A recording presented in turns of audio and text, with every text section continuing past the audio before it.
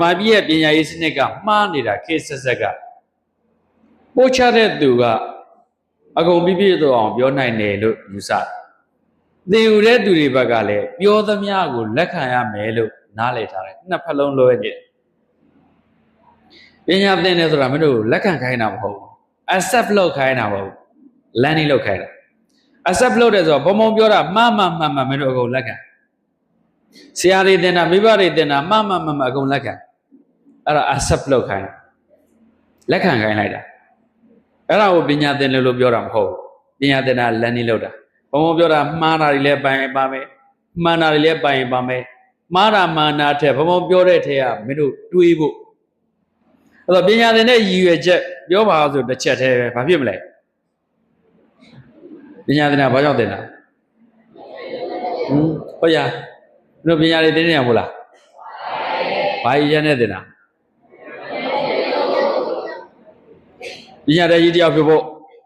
ဆရာဝန်တယောက်ဖြစ်ဖို့အင်ဂျင်နီယာကြီးဖြစ်ဖို့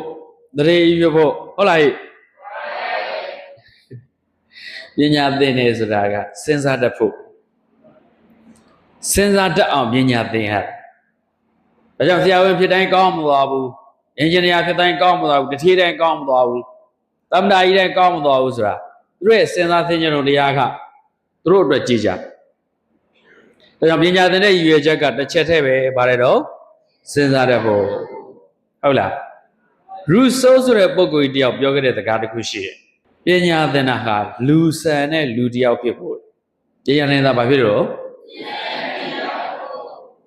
လူဆန်တဲ့လူသားကိုမွေးထုတ်ပေးတာပညာရေးလို့ပြောတယ်အဖေတွေမိတွေကရိုးရိုးလူလေးကိုမွေးတာဒါပေမဲ့ပညာရေးကမင်းတို့ကိုလူသားတယောက်ရဲ့စိတ်နေစိတ်ထားလူသားတယောက်ရဲ့အတွေးအခေါ်တွေပေးတာကိုပညာရေးလို့ခေါ်တယ်ဒါဒီနေ့ခေတ်ကလေးတွေရိုင်းလာပြီဟိုနေ့ဆင်မော်တက်ဆဲတယ်ဆဲတော့ဘုန်းကြီးတွေလည်းမကြိုက်ဘူးဆရာမတွေလည်းမကြိုက်နိုင်ငံကလူကြီးတွေလည်းမကြိုက်အဲ့ကလေးတွေကိုဘယ်သူကဆဲခွင့်ပေးရဒါဘုံတော့စဉ်းစားတယ်လားပွဲလုပ်တဲ့သူရဲ့စဉ်းစားခွင့်ပေးတာမဟုတ်ဘူးလူကြီးတွေဆဲခွင့်ပေးတာသူတို့ပတ်ဝန်းကျင်လူတွေဒီကလေးတွေကိုဒါလူငယ်တွေမင်းတို့နဲ့အရွယ်မကွာဘူး50နှစ်ကွာဒီကလေးတွေဆဲလို့ရအောင်ခွင့်ရေးတွေဖန်တီးပြီးဒါမှမဟုတ်ဆဲကျတဲ့ပြောက်လို့ဒါကြောင့်ဘုံဘုံကဆင်မော်တက်ဆဲမှာမကြည်မနဲ့မပြောတော့ငါတို့ပြင်းပေးရမယ့်အပိုင်းတွေပိုစူးစမ်းဖို့လိုပြီလို့ဒီလိုပဲမြင်